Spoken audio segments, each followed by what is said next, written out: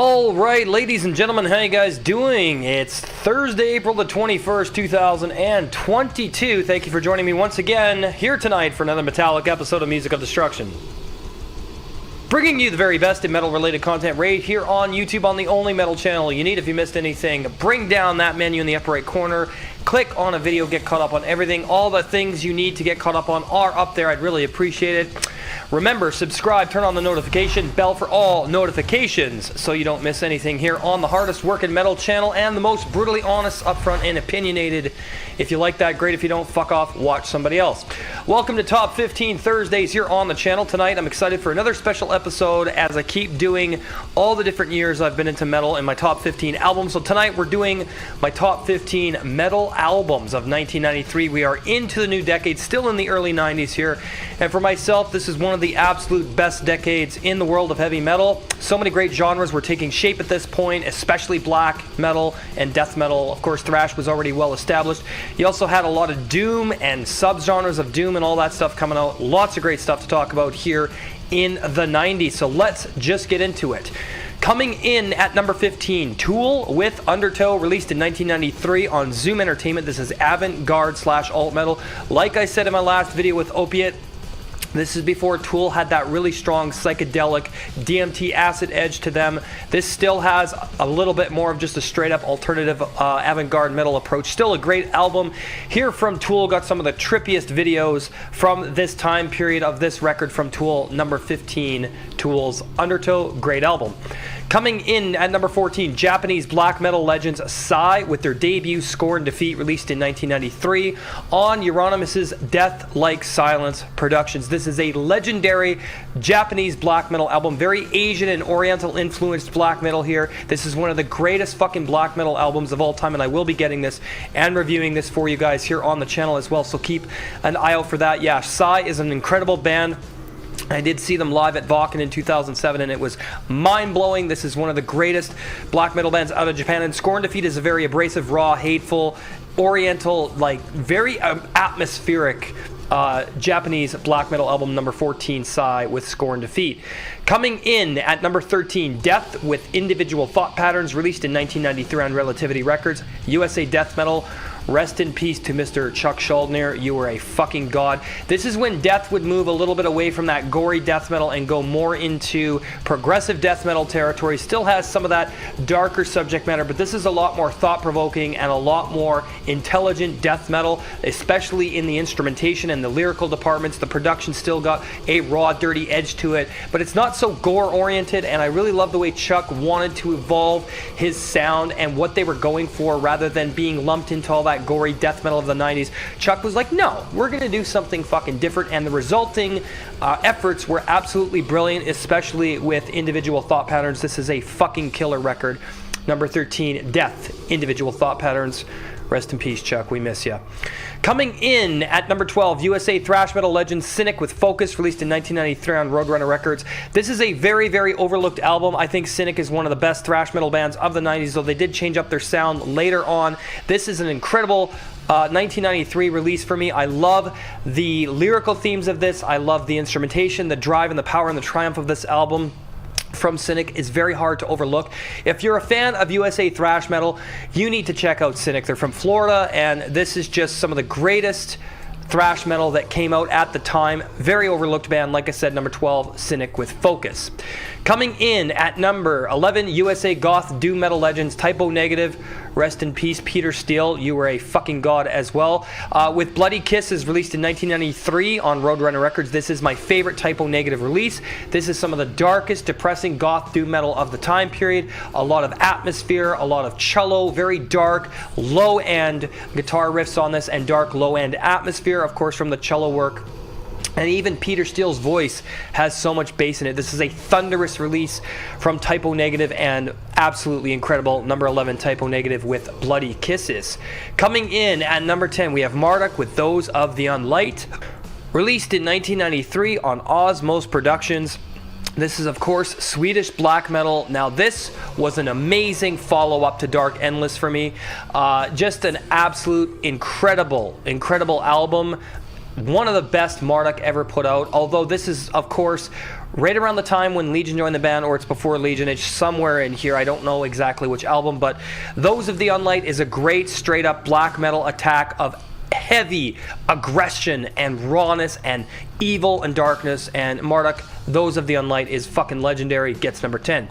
Coming in at number 9, we have Beherit, Drawing Down the Moon, released in 1993 on Spine Farm Records. You guys, Finnish black metal. This is one of the most atmospheric and unique Finnish black metal albums of all time. Beherit did come out right at the end of the first wave in 1989. They put out a demo in 1990, so they're right on the cusp of the first and second wave. But you know, in my opinion, Drawing Down the Moon sounds like first wave black metal. This is raw, hateful, atmospheric, spacey, cosmic. So many different dissonant textures and atmospherics going on here. Makes for an incredible album, and Beherit are a band that I think should be in every black metal fan's collection. I'm going to be getting some Beherit. This is an incredible record. I need to get this one. Drawing Down the Moon from Beherit gets number 9.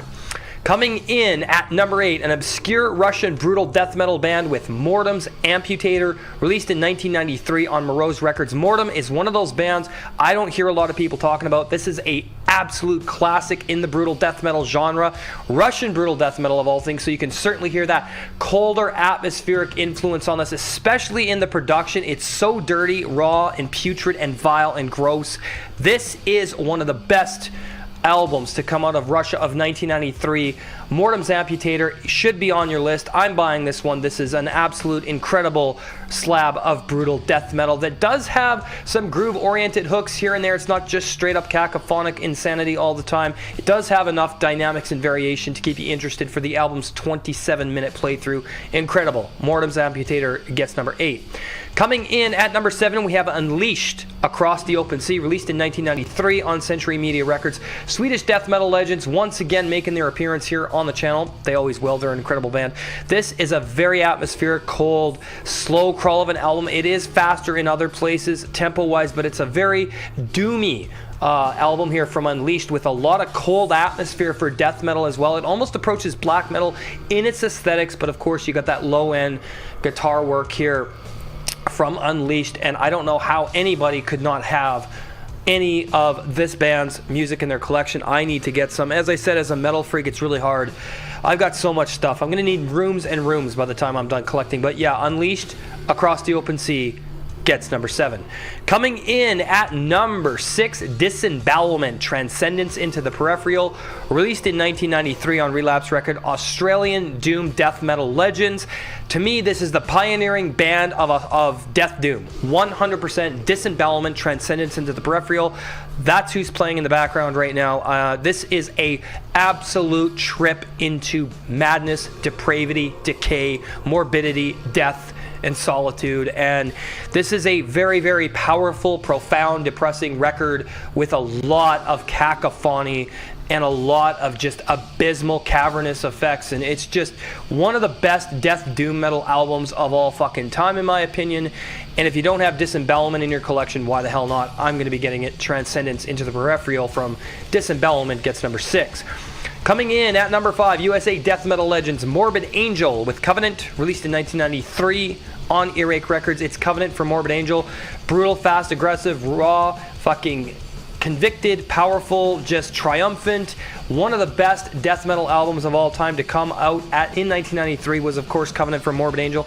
This album is a lot of people's favorite Morbid Angel album. It is up there for me as well, though I like Blessed and the Sick and Altars of Menace a little bit better. But this is when Morbid Angel would come into full death metal form, because Blessed Are the Sick and Altars of Menace did still have a little bit of thrash elements. Covenant takes the thrash metal and throws it out the window and goes straight into guttural death metal, mid-paced but also faster and blasting in a lot of places as well. This is an awesome album. Number 5, Morbid Angel's Covenant. Coming in at number 4, Sepultura with Chaos AD, released in 1993 on Roadrunner Records. Brazilian thrash metal gods making their appearance here on the channel again. And I know a lot of people didn't think this album was that great in terms of, because they kind of switched from thrash metal and went more into groove sections. It does have some groove on it. That's fine with me. It's still Max and Igor. It's still got some of the best goddamn songs Sepultura would ever put out. It's a great follow-up to Beneath the Remains and Arise. As I said, after this album, though, they kind of went into that new metal territory with Roots. Not a big fan of Roots. It's not a terrible record, but Chaos AD is still a thrash metal record with more groove, and I do think they might have been taking a bit of inspiration from Pantera at the time with this groove metal mixed with thrash, but it's an awesome album. Number 4, Sepultura's Chaos AD. Coming in at number 3, Demilich with Nesbith, released in 1993 on Necropolis Records. Finnish avant-garde death metal, one of the pioneers of this atmospheric avant-garde death metal. The riffs on this have been completely used over and over again by so many bands. I don't mean they've been ripped off, but Demilich is one of the biggest influences in death metal to date, especially on the more atmospheric, cavernous, abysmal death metal side of the spectrum, which is a subgenre all of its own. But Nesbith is a fucking masterpiece in so many ways. I've listened to it a lot. Thank you to Xavier for really cranking up this band. He's like, man, you got to listen to this.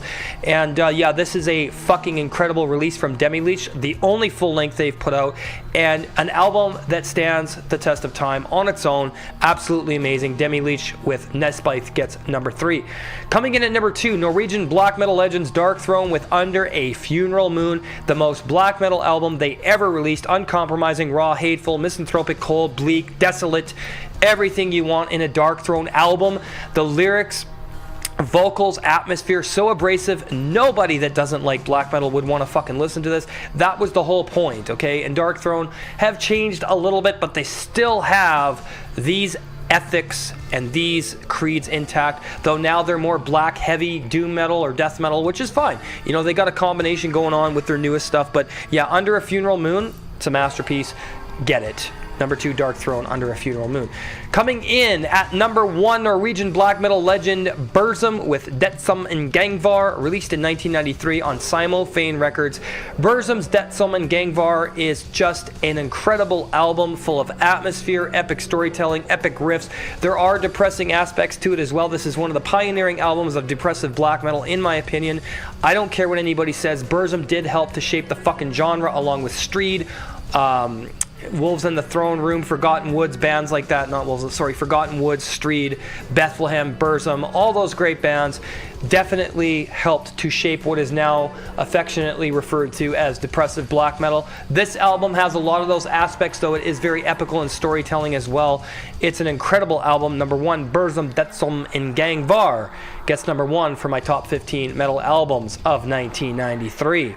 Alright guys, so there you have it, another top 15 in the books here on the channel. Hope you enjoyed the premiere. If you're new, subscribe, turn on the bell so you don't miss anything. Merchandise available, teespring.com/music-of-destruction, bonfire.com/store/music-of-destruction. My girlfriend and I will be coming up with some more designs. We've been very busy with other things. However, thank you to people who've already bought shirts. I really appreciate it. Join the channel, become an MOD Elite, get amazing perks, $4.99 per month. Hit that join button. You get exclusive content, review requests, band interviews, much more. If you have a band you want me to put my music on your channel, interview you, just let me know. Contact me by email. I'd be more than happy to do so. Thank you for those who are supporting. I do appreciate it. Thanks for watching. Like, comment, subscribe. Have an awesome night. We'll see you for Metal Album Warfare Friday. See you in the next video.